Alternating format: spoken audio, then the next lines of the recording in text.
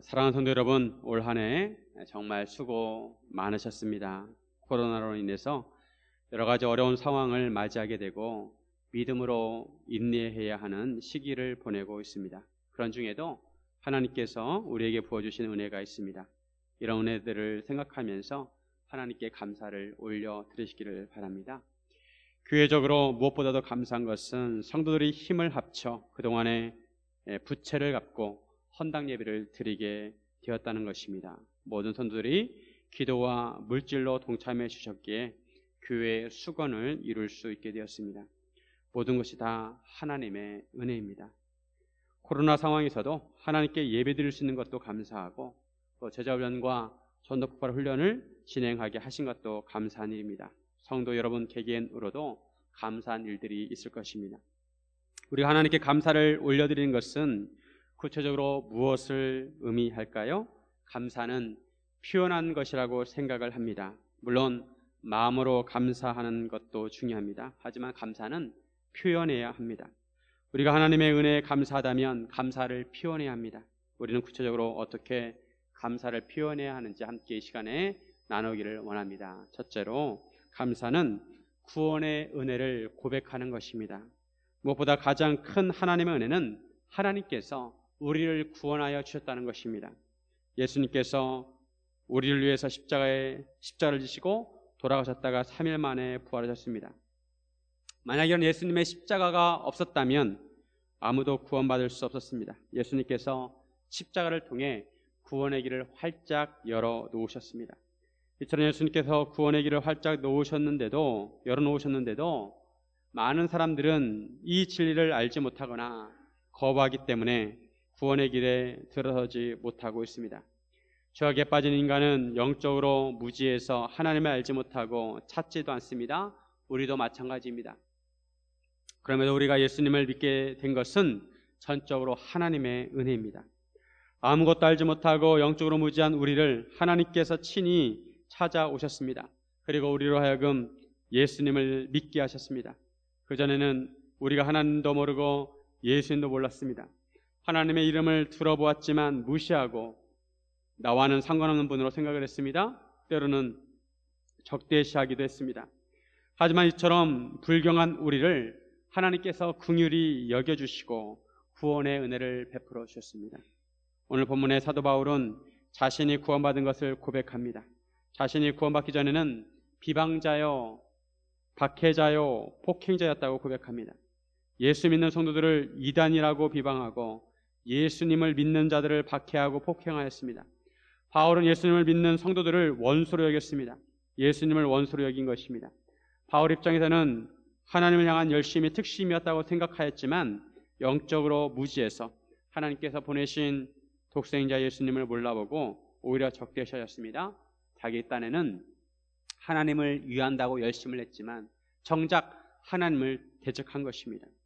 놀랍게도 하나님께서는 이런 고약한 죄인을 징벌하지 않으시고 긍휼히 여겨주셨습니다. 이것이 바로 하나님의 사랑입니다. 하나님의 사랑이 얼마나 큰지 모릅니다. 세상을 이처럼 사랑하십니다. 사도 바울은 자기가 믿지 아니할 때 알지 못하고 행하였다고 고백합니다. 왜 예수 믿는 자들을 비방하고 박해하고 폭행하였느냐 하면 자기가 알지 못해서 그랬다는 것입니다. 몰라도 너무 몰랐습니다. 바울은 자신을 죄인 중에 괴수라고 고백합니다. 죄인 중에 가장 용서받을 수 없는 죄인, 최고형을 선고받아야 하는 죄인이었습니다. 그런데 시제를 보면 현재형입니다. 현재형. 지금도 죄인의 괴수라는 의미가 아니라 지금도 자신이 죄인인 것을 기억하고 있다는 것입니다. 어떤 사람은 자기가 몰랐다고 죄가 아니라고 생각합니다. 자기가 모르면 모르고 그랬으니까 죄가 아니라는 것입니다. 그런데 몰라도 죄가 됩니다. 앞을 잘 보지 못해서 교통사고가 났을 때 못 봤다고 죄가 없는 것은 아닙니다. 무지가 죄를 용서받는 이유가 되지 않습니다. 그런데 예수님께서 그런 죄인도 구원하시려고 오래 참으셨습니다. 예수님께서 인간을 구원하시려고 세상에 오셨고 죄인들을 구원하시려고 아주 오래 참으셨습니다. 예수님께서 죄인들을 볼 때마다 얼마나 한심하고 화가 나셨을까요? 몰라도 너무 모르고 무지해도 너무 무지했습니다. 창조주신 하나님을 알아보지 못하고 인간이 다스려야 할 피조물을 어리석게 신으로 섬겼습니다. 인간은 복창이 터질 정도로 무지했습니다. 그럼에도 예수님은 오래 참으셨습니다. 우리를 향해서도 오래 참으셨습니다. 예수님은 우리가 예수님을 찾고 믿을 때까지 오래 참으셨습니다. 그리고 예수님께서 바울을 찾아오셨습니다. 다메섹으로 예수 믿는 자들을 체포하러 가는 바울에게 나타나셨습니다. 다메섹은 요즘의 시리아에 해당되는 지역입니다. 바울은 대제사장에게 공문을 받아 예수 믿는 자들을 잡아올 속셈이었습니다. 눈에 불을 켜고 살기가 등등했습니다. 그런데 도중에 부활하신 예수님을 만났습니다. 사울아, 사울아, 내가 어찌하여 나를 박해하느냐? 사울이 누구시냐고 물어보자 나는 내가 박해하는 예수라. 사울과 바울은 같은 이름입니다. 같은 사람입니다. 바울이 이 말씀을 듣고 얼마나 기가 막혔을까요? 바울이 생각할 때는 예수는 이단의 괴수였고 예수의 부활은 허상이었습니다. 그런데 바울은 실제 하시는 예수님을 만나게 된 것입니다. 허상이라고 생각했던 부활하신 예수님을 만나고 예수님이 실제하는 것을 보았습니다.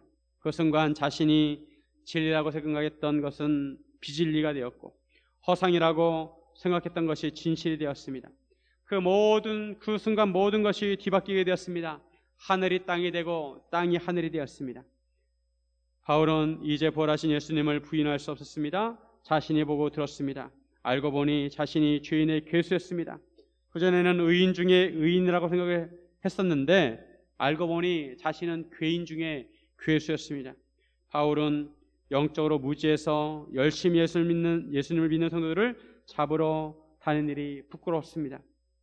예수님께서 오래 참으셔서 다행이지 자신의 행동을 생각하면 100번 죽어도 할 말이 없었습니다. 예수님께서 자기를 긍휼히 여기시고 찾아오신 것이 은혜였습니다. 바울이 예수님을 만나고 보니 생각하면 생각할수록 주님의 은혜가 너무 컸습니다. 이로 말할 수 없을 정도로 풍성했습니다. 이러한 주님의 은혜로 인해 자신이 예수님을 믿게 되었고 이제는 사랑하게 되었습니다. 주님의 은혜의 풍성함에 대한 깨달음의 크기만큼 주님을 향한 믿음과 사랑도 커졌습니다. 그리고 바울은 이제 예수님의 사도가 되어서 가는 곳마다 자신의 믿음을 고백합니다. 부활하신 예수님께서 자신을 구원하셨다고 고백합니다. 사도행전에 보면 바울이 구원받는 내용이 3번 나옵니다. 9장에서 바울이 다메섹 도상으로 가다가 부활하신 예수를 만나는 그런 내용이 나오고 그 이후에 산헤드린 공의에서 간증을 하고 또한 헤롯 아그리빠 왕 앞에서도 간증을 하였습니다. 바울은 선교 여행을 하면서 가는 곳마다 예수님의 복음을 전하면서 자신이 어떻게 예수님을 만나게 되었는지, 자신이 어떤 사람이었는지, 자신이 어떻게 하나님의 은혜를 누리고 있는지 간증하였을 것입니다. 왜냐하면 주님의 구원의 은혜가 너무 커서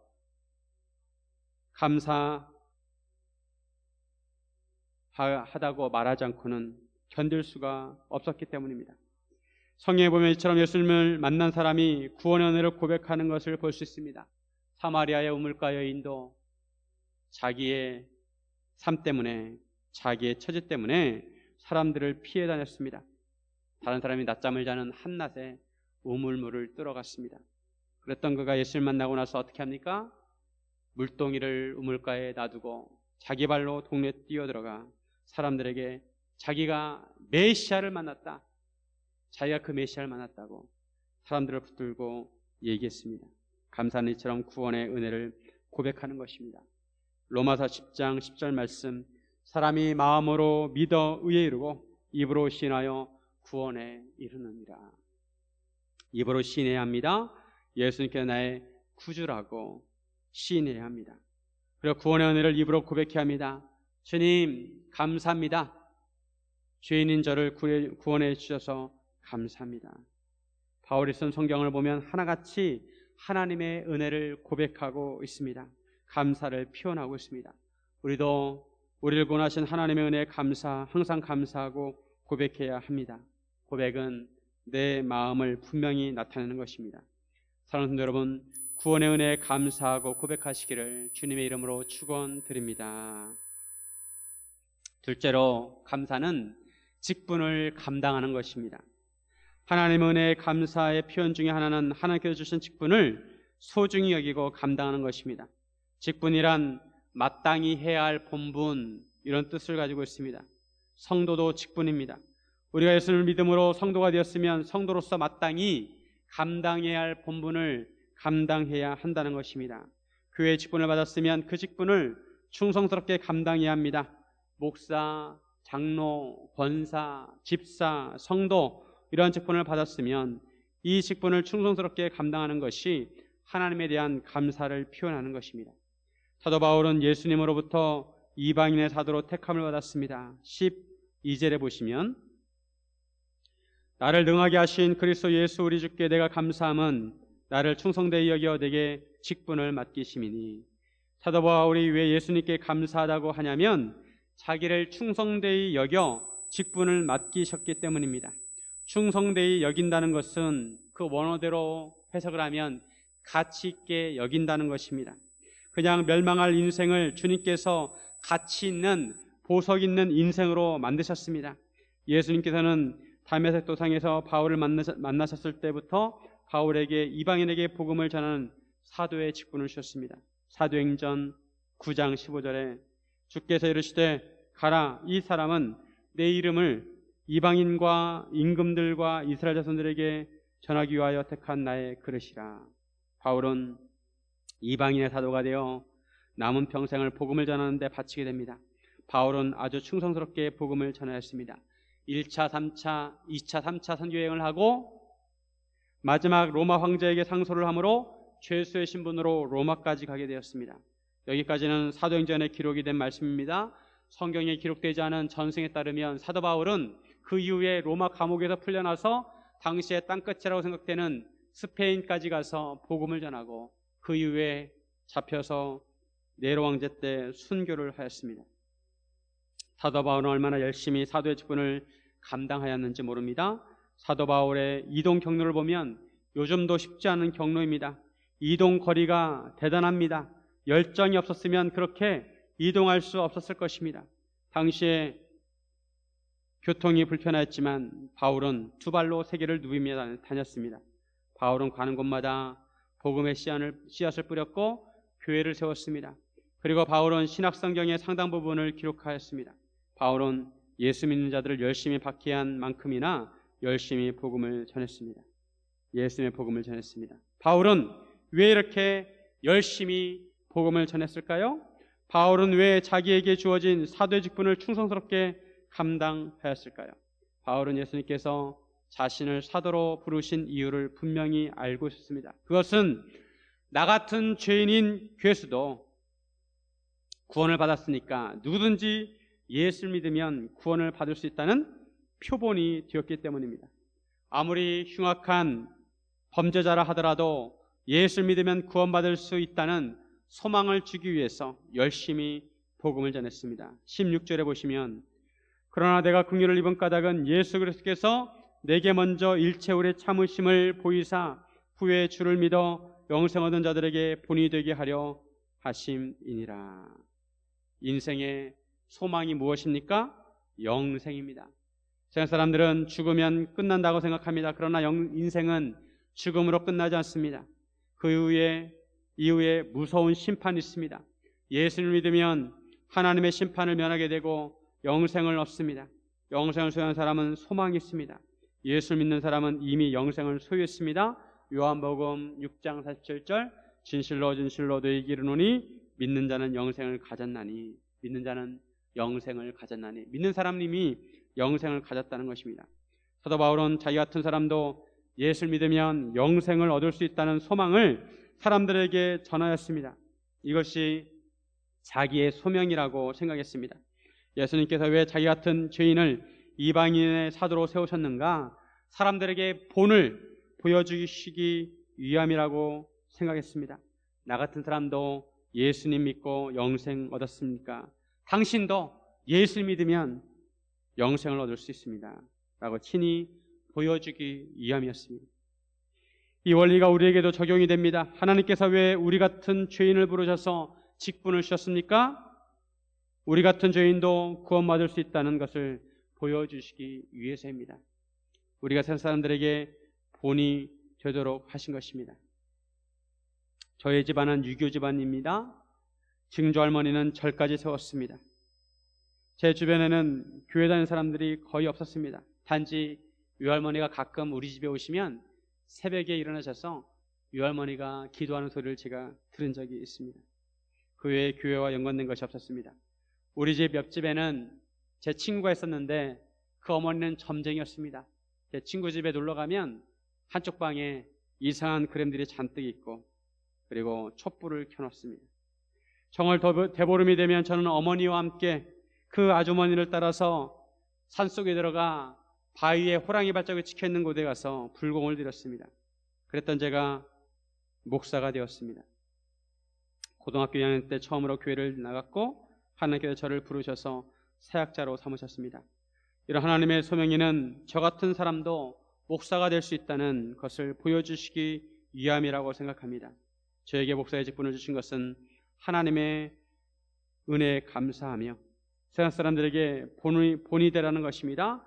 저를 충성되이 여겨 직분을 맡기신 것입니다. 저만 그런 것이 아니라 성도 여러분도 그렇습니다. 하나님께서 우리에게 직분을 맡기신 것은 우리를 충성되이 여겨 세상 사람들에게 본이 되도록 하신 것입니다. 자유 없는 우리를 부르셔서 영광스러운 주님의 직분자로 세우셨습니다. 가치 없는 우리 인생을 하나님께서 가치 있는 인생으로 만드신 것입니다. 자격으로 따지면 어떻게 우리가 직분을 감당할 수 있습니까? 염치가 없을 정도로 우리는 자격이 되지 않습니다.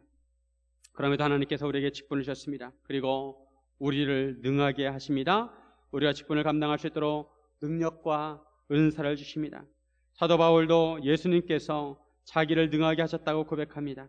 사도 바울이 얼마나 능력 있게 복음을 전하였습니까? 복음을 전함으로 사람들이 예수님을 믿게 하고 교회를 세우고 아픈 사람을 고치고 귀신을 쫓아내고 이적을 나타냈습니다. 하나님께서는 우리에게 직분을 주실 뿐만 아니라 능력과 은사를 주셔서 능히 직분을 감당하게 하십니다. 우리에게 필요한 것은 믿음입니다. 자세, 하나님이 주신 직분을 내가 충성되게 감당하겠다는 자세, 믿음이 우리에게는 필요합니다. 다만 우리가 직분을 받았다고 오해하지 말 것은 직분에 능력이 있다고 생각해서는 안 됩니다. 직분은 모세의 지팡이에 불과합니다. 하나님께서 모세 지팡이를 통해서 능력이 나타나게 하셨습니다. 모세 지팡이로 나일강을 치면 강물이 피가 되고 홍해 바다를 가리키면 홍해 바다가 갈라졌습니다. 그렇다고 그 지팡이 자체에 능력이 있었던 것이 아닙니다. 마찬가지로 우리가 직분을 받았다고 그 직분에 능력이 있는 것이 아닙니다. 다만 하나님께서 우리를 지팡이처럼 사용하셔서 하나님의 일을 하게 하십니다. 그러므로 우리는 겸손히 합니다. 겸손히 우리의 직분을 감당해야 합니다. 우리가 하나님의 은혜에 감사하다면 우리에게 주어진 직분을 충성되이 감당해야 합니다. 사랑하는 성도 여러분, 직분을 충성스럽게 감당하시기를 주님의 이름으로 축원드립니다. 셋째로, 감사는 예배하는 것입니다. 감사는 하나님께 예배하는 것입니다. 예배는 하나님의 백성이 하나님께 드려야 하는 가장 기본적인 것입니다. 우리가 하나님께 예배를 드릴 때 하나님께서 영광을 받으십니다. 사도 바울은 하나님께 영광을 돌립니다. 17절, 영원하신 왕 곧 썩지 아니하고 보이지 아니하고 홀로 하나이신 하나님께 존귀와 영광이 영원 무궁하도록 있을지어다. 아멘. 하나님은 영원하신 왕이십니다. 피조물이 아니시기에 썩지 아니하십니다. 하나님은 영이시기에 보이지 아니하십니다. 하나님은 홀로 하나이신 유일하신 하나님이십니다. 하나님은 거룩하시고 존귀와 영광이 무궁하십니다. 이것은 바로 찬송입니다. 하나님을 높여드리는 찬송입니다. 바울은 하나님께 찬송하며 하나님께 감사로 제사를 드리는 것입니다. 우리도 하나님의 은혜를 생각하면서 하나님께 감사로 제사를 드려야 합니다. 이 세상에 많은 신들이 있지만 우리가 여호와 하나님을 섬기는 것은 얼마나 복된 일인지 모릅니다. 우리가 복음을 접하고 예수님을 믿고 하나님을 섬기는 것은 한편으로 생각하면 기적입니다. 복음이 들어가지 않은 세상에 우리가 태어났다면 우리는 복음을 접할 수 없었습니다. 복음이 들어왔다 하더라도 하나님의 택하심과 성령님의 역사하심이 없었다면 우리는 예수님을 믿지 못했습니다. 그런데 하나님께서 우리를 택하시고 성령님께서 우리 마음을 감동시켜 주셔서 우리가 예수님을 믿게 된 것입니다. 우리가 하나님의 백성이 되었고 예수님의 제자가 되었습니다. 그러므로 우리는 당연히 삼위일체 하나님을 경배하고 하나님께 예배 드려야 합니다. 우리 하나님은 지극히 높으신 분이십니다. 성부 하나님, 성자 예수님, 성령 하나님은 우리의 창조주이시고 구원자이시고 심판주이십니다. 우리는 당연히 하나님께 예배 드려야 합니다. 하나님께서 우리의 예배를 받으셔야 마땅합니다.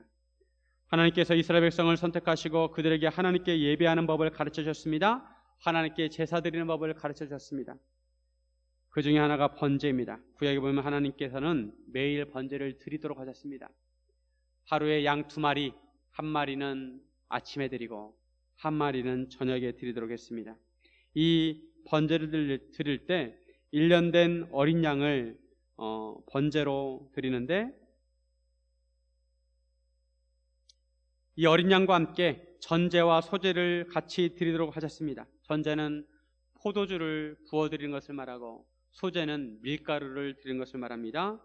전제는 기쁨을 의미하고 수제는 감사를 의미합니다. 즉 어린 양을 드릴 때 기뻐하는 마음으로, 감사하는 마음으로 하나님께 제사를 드리라는 것입니다. 출애굽기 29장 40절 41절에 보면 한 어린 양에 고운 밀가루 10분의 1 에바와 찌은 기름 4분의 1 흰을 더하고 또 전제로 포도주 4분의 1 흰을 더할지며 한 어린 양은 저녁 때에 드리되 아침에 한 것처럼 소제와 전제를 그것과 함께 드려 향기로운 냄새가 되게 하여 여호와께 화제로 삼을지니. 이처럼 번제를 드릴 때 하나님께서는 회막에서 이스라엘 백성을 만나고 말씀을 하실 것이라고 하셨습니다. 오늘날 우리가 하나님께 예배를 드릴 때도 우리가 감사로 기쁨으로 예배를 드려야 합니다. 시편 50편 23절에 감사로 제사를 드린 자가 나를 영화롭게 하나니 그의 행위를 옳게 하는 자에게 내가 하나님의 구원을 보이리라. 감사로 제사를 드린 자가 하나님을 영화롭게 합니다. 구약에서 매일 아침 저녁으로 번제를 드리면서 감사와 기쁨으로 제사를 드렸습니다. 마찬가지로 오늘날도 우리는 매일 감사와 기쁨으로 하나님께 예배드려야 합니다. 항상 기뻐하고 범사에 감사하라고 하셨습니다. 주일에 예배만 예배가 아니라 일상 예배에서 우리 자신을 산제물로 드리면서 우리는 감사와 기쁨을 올려드려야 합니다. 그런데 어떻게 우리가 매일 기뻐하고 감사할 수 있을까요? 우리 주변을 보면 아직도 고난이 있고 어려움이 있고 속상해하고 아픈 일도 있습니다. 그럼에도 하나님께서는 우리에게 매일 감사와 기쁨을 올려드리기를 원하십니다. 그럼에도 감사, 그럼에도 기쁨, 이것은 우리가 하나님께 소망을 둘 때 할 수가 있습니다. 하나님께 소망을 두면 우리가 그럼에도 감사하고 그럼에도 기뻐할 수 있습니다. 사람은 하나님께서 창조하신 피조물이기에 당연히 하나님을 섬기고 하나님께 예배를 드려야 합니다. 그럼에도 아직도 많은 사람들이 하나님께 예배를 드리지 않고 있습니다. 왜 그럴까요? 그들이 하나님을 모르고 자신을 모르기 때문에, 자신이 어떤 존재인지 모르기 때문에 그렇습니다. 하나님께서는 이스라엘 백성을 출애굽시키셔서 광야로 이끄셨는데 하나님께서 광야에서 이스라엘 백성들을 훈련시키신 목적이 있습니다. 하나님을 하나님으로 바로 알고 인간이 어떤 존재인지 바로 알게 하시기 위함입니다. 신명기 8장 2절과 3절에 보면 내 하나님 여호와께서 이 40년 동안에 내게 광야길을 걷게 하신 것을 기억하라. 이는 너를 낮추시며 너를 시험하사 내 마음이 어떠한지 그 명령을 지키는지 지키지 않는지 알려 하심이라. 너를 낮추시며 너를 줄이게 하시며 또 너도 알지 못하며 내 조상들도 알지 못하던 만나를 내게 먹이신 것은 사람이 떡으로만 사는 것이 아니요 여호와 입에서 나오는 모든 말씀으로 사는 줄을 내가 알게 하려 하심이니라. 이스라엘 백성은 목이 곧은 백성이었습니다. 목이 뻣뻣한 백성이었습니다. 목이 뻣뻣하다는 말은 무슨 뜻일까요? 우리는 이런 사람들을 가리켜서 목에 기부스를 했다고 합니다. 목에 기부스를 한 것처럼 고기를 숙일 줄 모릅니다. 교만하고 자만심이 가득하고 겸손할 줄 모릅니다. 자기 잘난 맛에 살고 은혜를 모릅니다. 이스라엘 백성만 그런 것이 아닙니다. 우리 자신도 그렇습니다. 우리도 생각해보면 얼마나 목이 뻣뻣한지 모릅니다. 조금만 먹고 살만하면 고개를 숙일 줄 모릅니다. 하나님을 찾지 않습니다. 자기가 잘 먹고 잘 사는 것이 하나님의 은혜인 것을 기억하지 못합니다. 하나님께서는 이런 인간들을 낮추시고 줄이게 하셔서 사람이 떡으로만 사는 존재가 아니라 여호와 입에서 나오는 말씀으로 사는 존재라는 것을 깨닫게 하십니다. 하나님은 인간의 창조주이시고 인간은 하나님의 형상을 닮은 창조된 피조물입니다. 인간은 영적인 존재입니다. 그러기에 우리는 하나님 없이는 살 수 없습니다. 하나님의 말씀으로 살아야 합니다. 우리의 코로나와 같은 어려움을 주신 것도 이런 면에서 하나님의 은혜입니다. 우리에게 광야를 주신 것입니다. 인간이 아무리 뛰어난 존재라고 스스로 생각하여도 하나님의 은혜 없이는 살 수 없는 존재라는 것을 느껴야 합니다. 인간의 삶과 죽음이 한 끗 차이입니다. 인간은 하나님 앞에 겸손해야 합니다. 하나님의 은혜에 감사하며 예배드려야 합니다. 여러분 한 해 동안 어떤 하나님의 은혜를 받으셨습니까? 어떤 하나님의 은혜에 감사하십니까? 감사로 제사를 드린 자가 하나님을 영화롭게 합니다. 가만히 생각해 보면 일상도 감사하고 평범한 것도 감사합니다. 하루하루 살아가는 일상생활이 얼마나 큰 하나님의 은혜인지 모릅니다. 마스크를 안 쓰고 다닐 때는 미처 깨닫지 못했습니다. 마스크를 하도 오래 쓰니까 익숙해져서 이제 마스크를 안 쓰면 어색합니다. 드라마에 마스크를 안 쓰고 나오는 배우들을 보면 때로 어색하게 느껴집니다. 감사는 점점 커져야 합니다. 사도 바울이 예수님을 믿었다고 모든 일이 형통했던 것은 아닙니다. 부활하신 예수님으로부터 사도직분을 받았다고 모든 것이 편안했던 것이 아닙니다. 수없이 맞았고 수없이 감옥에 갇혔습니다. 그러면서 사도 바울은 자기를 불러주신 하나님의 은혜에 감사합니다. 생각하면 생각할수록 하나님의 은혜가 크기에 감사가 커졌습니다. 오늘 본문 디모데전서는 사도 바울이 이제 죽음을 얼마 남겨두지 않고 사역 후기에 쓴 편지입니다. 사도 바울이 부활하신 예수를 만나고 몇십 년이 지나도 여전히 그 마음에 주님의 은혜에 감사가 넘쳤습니다. 주님을 섬기면 섬길수록 더욱 귀하다는 것을 알았습니다. 이용규 선교사님의 내려놓음이라는 책이 있습니다. 그 책에 나오는 이야기입니다. 몽골 어느 교회에서 예배를 드리고 있는데 벌러르라는 자매가 땀으로 뒤범벅이 되어서 교회에 들어왔다고 합니다. 이 자매는 예배 몇 시간 전에 소를 잃어버려서 소를 찾으러 뛰어나갔다가 예배 시간이 다가오자 소를 찾는 일을 포기하고 예배를 드리러 들판을 가로질러 달려온 것입니다. 몽골에서는 삶의 기반이고 재산 목록이라고 합니다. 우리나라도 그렇죠. 농촌에 가면 소가 귀합니다. 소 한 마리가 몽골에서는 보통 사람의 1년치 연봉이라고 합니다. 이 자매는 예수 믿은 지 몇 달밖에 되지 않았지만 예배의 중요성을 깨닫고 소 찾는 일을 포기하고 교회로 달려온 것입니다. 그런데 예배를 마치자마자 예배당 밖에서 소 울음소리가 들렸습니다. 소가 예배당을 찾아온 것입니다. 소를 잃어버렸을 때도 실망하지 않고 하나님께 예배를 드리니 하나님께서 예배의 기쁨과 소를 찾는 기쁨을 모두 얻게 하셨습니다. 우리가 예배 드릴 때 하나님께서 가장 기뻐하십니다. 사랑하는 성도 여러분, 우리도 사도 바울처럼 예수님을 섬기면 섬길수록 더욱 감사와 기쁨이 넘치는 삶이 되기를 주님의 이름으로 축원드립니다. 함께 기도하겠습니다.